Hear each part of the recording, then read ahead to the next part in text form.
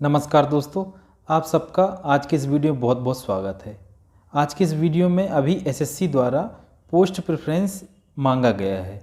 तो इस post preference में आपको B18 assistant superintendent central passport office ministry of external affairs ये पोस्ट भरनी चाहिए कि नहीं भरनी चाहिए। यदि आपको ये डिपार्टमेंट मिल जाता है तो आपको सैलरी के अलावा क्या बेनिफिट यहाँ मिलेंगे, कैसे आपको अपना होम स्टेट मिलेगा, इस डिपार्टमेंट में प्रमोशन के क्या चांस है, ट्रांसफ़र कैसे मिलता है, क्या वर्क प्रोफाइल है, सारी जानकारी आज के इस वीडियो में हम देंगे और इस बारे में बातचीत करेंगे। उससे पहले मैं अपने बारे में बता दूं, मेरा नाम रविकांत पटेल है। मैं रीजनल पासपोर्ट ऑफिस भोपाल में 2015 से कार्यरत हूँ। मेरा सिलेक्शन एसएससी CHSL 2014 बैच के द्वारा हुआ था। तो चलिए इस वीडियो में सबसे पहले डिटेल में बात करते हैं कि जो B18 की पोस्ट है उसमें है assistant superintendent central passport office ministry of external affairs. ये 4200 ग्रेड पे की जॉब है। इसमें जब आपको पोस्टिंग मिलेगी तो जो भी रीजनल पासपोर्ट ऑफिस हैं, पूरे भारत में लगभग 36 पासपोर्ट ऑफिस है, वहाँ आपको पोस्टिंग मिलेगी। जैसे मेरा मिला हुआ है रीजनल पासपोर्ट ऑफिस भोपाल, वैसे ही छत्तीसगढ़ में है, अलग अलग स्टेट में एक पासपोर्ट ऑफिस है, वहाँ आपको पोस्टिंग मिलेगी। तो इसमें यदि आपको X, Y, अधिकतर X और Y सिटी में सारे ऑफिस हैं। X में यदि आपको पोस्टिंग मिलती है लगभग 65,000 के आसपास सैलरी बनेगी। Y सिटी में मिलती है तो 60,000 के आसपास सैलरी बनेगी। Z सिटी में लगभग इसके ऑफिस नहीं हैं, तो आपको X और Y में पोस्टिंग मिलेगी। अब इसमें देखते हैं सैलरी के अलावा क्या है। यहाँ एक PLI प्रोडक्टिविटी लिंक इंसेंटिव मिलता है। ये कब मिलता है? जब आप 100% वर्क डेली करते जाओगे तो आपको 3 महीने में एक बार ये PLI इंसेंटिव मिलता है।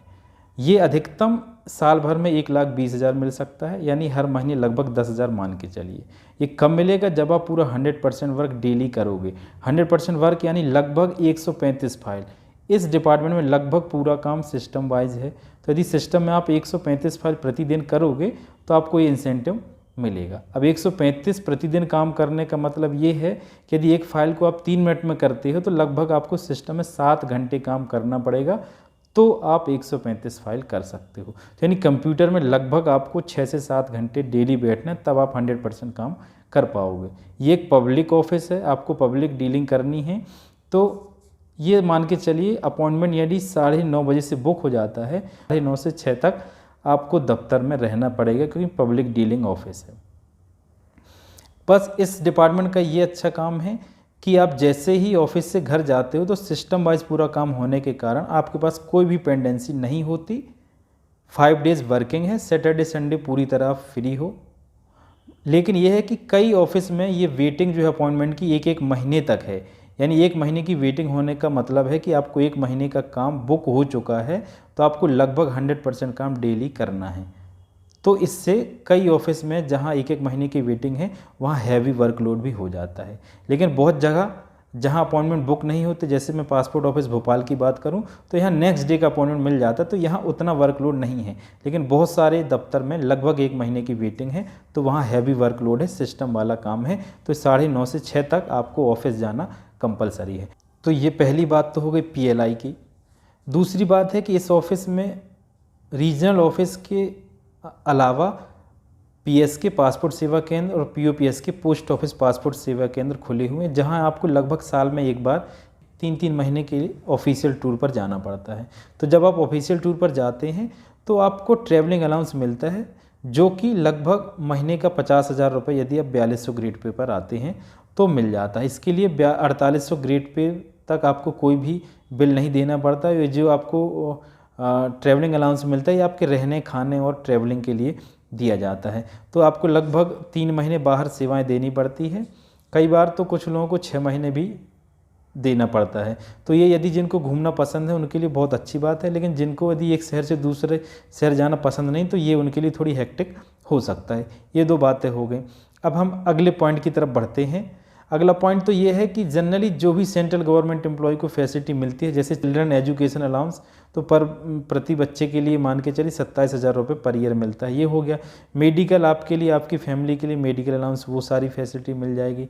साल में एक बार आपको होम टाउन LTC मिल जाएगी, 2 साल में एक बार ऑल इंडिया LTC मिल जाएगी। तो ये सारे सिमिलर बेनिफिट हैं जो कि सारे सेंट्रल गवर्नमेंट एम्प्लॉय को मिलते हैं। एक पॉइंट और मैं बताना भूल गया था, जो PLI है 3 महीने में एक बार कैलकुलेट होने के बाद मिलती है कि आपका प्रतिदिन कितना एवरेज वर्क था। और जो ये TA टूर है, जब आपका जो टूर है समाप्त हो जाता है, यानी आप 3 महीने बाहर रहे हो, तो जब वहाँ से वापस आ जाओगे उसके बाद आपको जो आपका अलाउंस है वो मिलेगा, या 6 महीने बाहर रहे हो तो उसके बाद आपको इसका अलाउंस मिलेगा। तो ये 3 महीने में PLI मिलता है और लगभग जितने दिन आप बाहर रहोगे उसके बाद TA टूर मिलता है। अब अगली बात करते हैं हम कि इस ऑफिस का स्ट्रक्चर कैसा है। तो इस ऑफिस का स्ट्रक्चर देखिए, ये ऑफिस हर स्टेट में लगभग किसी किसी स्टेट में 2 रीजनल पासपोर्ट ऑफिस बने। जैसे मध्य प्रदेश में एक रीजनल पासपोर्ट ऑफिस है भोपाल में। अब इस रीजनल पासपोर्ट ऑफिस के अंतर्गत एक पासपोर्ट सेवा केंद्र भोपाल में ही बना हुआ है, एक पासपोर्ट सेवा केंद्र इंदौर में बना हुआ है। तो जब आप इंदौर में पोस्टिंग आपको भेजा जाता है तो वो आप ऑफिशियल टूर पर जाते हैं, 3 महीने रहोगे आप, तो वहाँ आपको ट्रैवलिंग अलाउंस मिलेगा। वैसे ही इस पासपोर्ट ऑफिस के अंतर्गत लगभग 18 POPS के हैं, पोस्ट ऑफिस पासपोर्ट सेवा केंद्र। तो जो 18 POPS के हैं वहाँ भी आपको ऑफिशियल टूर पर जाना पड़ता है, लेकिन सभी POPS के में नहीं, लगभग 8-9 POPS के में आपको जाना पड़ता है। तो सारा जो स्टाफ है वो रोटेट होता रहता है, तो लगभग आपको 3 से 4 महीने में रोटेशन होता रहता है। इस दफ्तर की एक और खासियत है कि ये एक सेंसिटिव डिपार्टमेंट माना जाता है। तो आप जिस सीट पर भी बैठोगे अधिकतम 6 महीने ही एक सीट पर काम कर पाओगे, उसके बाद इस सीट में रोटेशन होता जाता है। केवल कुछ यदि एडमिन और कैश है वहाँ की जो सीट है वो चेंज नहीं होती जनरली, बाकी सारी सीट्स हर 6 महीने में चेंज होती रहती हैं। तो मैं बात कर रहा था स्ट्रक्चर की, तो रीजनल पासपोर्ट ऑफिस एक हो गया, दूसरा PSK हो गया, तीसरा POPSK हो गया। तो POPSK जो हैं वो जो पोस्ट ऑफिस के अंतर्गत हैं, तो आपको पोस्ट ऑफिस के कैंपस में काम करना पड़ेगा। रीजनल पासपोर्ट ऑफिस हैं, ये खुद के ऑफिस हैं डिपार्टमेंट के, या तो रेंटेड ऑफिस हैं। बाकी PSK हैं, तो PSK जो TCS रन करता है, तो यानी आपको प्राइवेट एम्प्लॉय के साथ भी काम करना पड़ेगा। TCS उस दफ्तर को रन करता है, उसमें जा कर के आपको काम करना होता है पासपोर्ट सेवा केंद्र में। POPSK में पोस्ट ऑफिस में जाके काम करना पड़ता है, और रीजनल पासपोर्ट ऑफिस में यदि आपकी पोस्टिंग है तो वहाँ उनका खुद का ऑफिस है या रेंटेड ऑफिस है, तो वहाँ सारे इसी ऑर्गेनाइजेशन के एम्प्लॉय होते हैं। तो ये 3 प्रकार के स्ट्रक्चर में ये बटा हुआ है।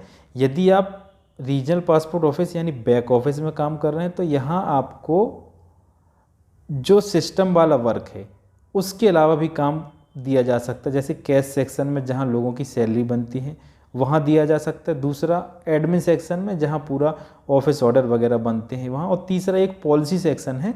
तो ये 3 सेक्शन हैं जो अलग अलग हैं, यहाँ आपको काम दिया जा सकता है। तो यहाँ आप लंबे समय तक हो सकता है पोस्टिंग आपकी हो जाए। ये 3 अलग अलग जगह आपको काम करना पड़ता है। बाकी इसके अलावा जहाँ भी आप काम करोगे पूरा सिस्टम वाला काम है, और वहाँ लगभग आप स्टार्टिंग में या तो CGL से आए या CHSL से आए, लगभग काम एक ही रहता है। लेकिन जैसा ही आपका पहला प्रमोशन हो जाता है 4200 से 4600 में, फिर आपका काम चेंज हो जाता है। पॉइंट है कि आपको ये बात ध्यान में रख के चलना है कि एक सेंसिटिव डिपार्टमेंट है, तो यहाँ विजिलेंस की नज़र लगातार बनी रहती है।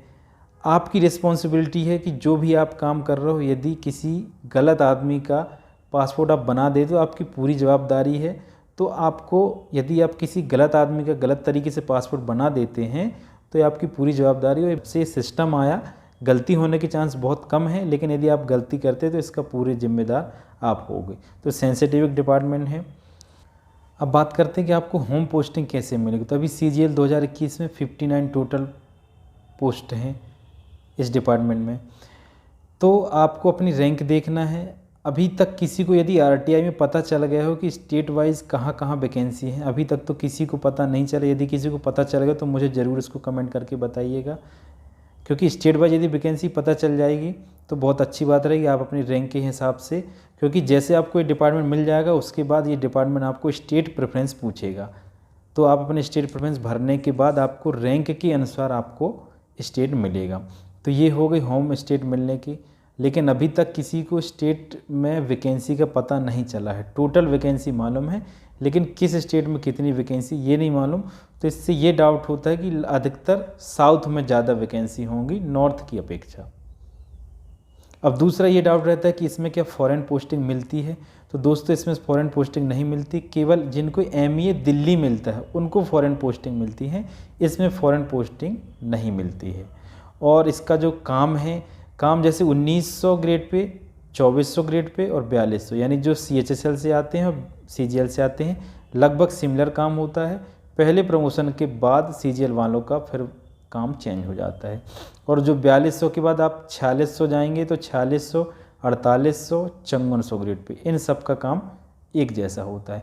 प्रमोशन की बात करूँ मैं, तो प्रमोशन या आप 4200 से भी जाओगे, ज्वाइन करोगे 4200 ग्रेड पे से, तो अभी जो पिछला रिकॉर्ड है, पहले 5 साल में पहला प्रमोशन मिले थे, दूसरा 2 साल में, यानी 7 साल में अभी तक 2 बार प्रमोशन मिल गया CGL वालों को।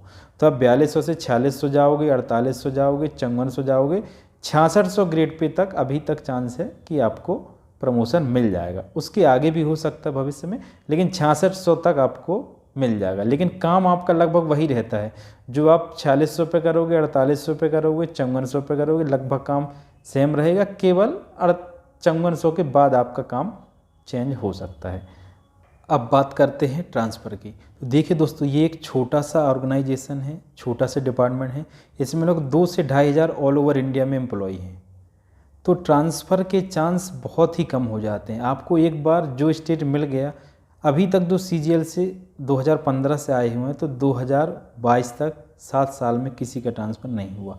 तो यानी एक बार आपको स्टेट प्रेफरेंस भरने के बाद जो आपको स्टेट मिल जाएगा, लगभग 7-8 साल तक तो बहुत ही मुश्किल है कि ट्रांसफ़र हो पाए।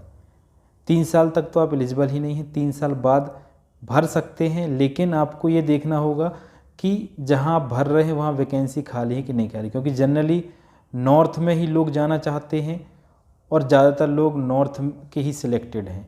तो नॉर्थ में जब वैकेंसी होगी नहीं तो ट्रांसफ़र होने के चांस बहुत ही कम हैं। साउथ में ही ज़्यादा वैकेंसी है, और जिनको साउथ में हो गया तो नॉर्थ में आने में बहुत ही कम चांस, यानी शुरुआत के 8-10 साल तो बहुत ही मुश्किल है। यदि आपको होम स्टेट लेना है तो आप अपनी रैंक और उस स्टेट में वैकेंसी देख लीजिए, तभी आपको होम स्टेट मिल पाएगा। क्योंकि ये डिपार्टमेंट बहुत ही छोटा है, 2 से 2500 टोटल स्ट्रेंथ है। बस ये है कि डिपार्टमेंट छोटा है, लेकिन पासपोर्ट ऑफिस हमेशा चर्चा में बना रहता है। तो इससे आपका जो पब्लिक डीलिंग भी है, तो आपका बहुत सारे डिपार्टमेंट में मतलब एक अच्छी खासी पहचान बन जाती है। ये आपको इसका बेनिफिट मिल जाएगा। तो लगभग मैंने सारी चीज़ें इस वीडियो में कवर कर दी हैं। इसके अलावा भी आपका कोई डाउट हो तो मुझे कमेंट करके ज़रूर बताइएगा। मैं सारे कमेंट कल के वीडियो में शामिल कर लूँगा, या तो और ज़्यादा कुछ लगेगा तो मैं एक लाइव सेशन लेके आ जाऊँगा, जिसमें आप सामने मुझसे आप अपने क्वेश्चन पूछ सकते हो। और यदि किसी के पास स्टेट वाइज वैकेंसी आ गई हो तो ज़रूर कमेंट करके बताइएगा। इस वीडियो को यहीं समाप्त करते हैं, मिलते हैं अगले वीडियो में। तब तक के लिए बहुत बहुत धन्यवाद।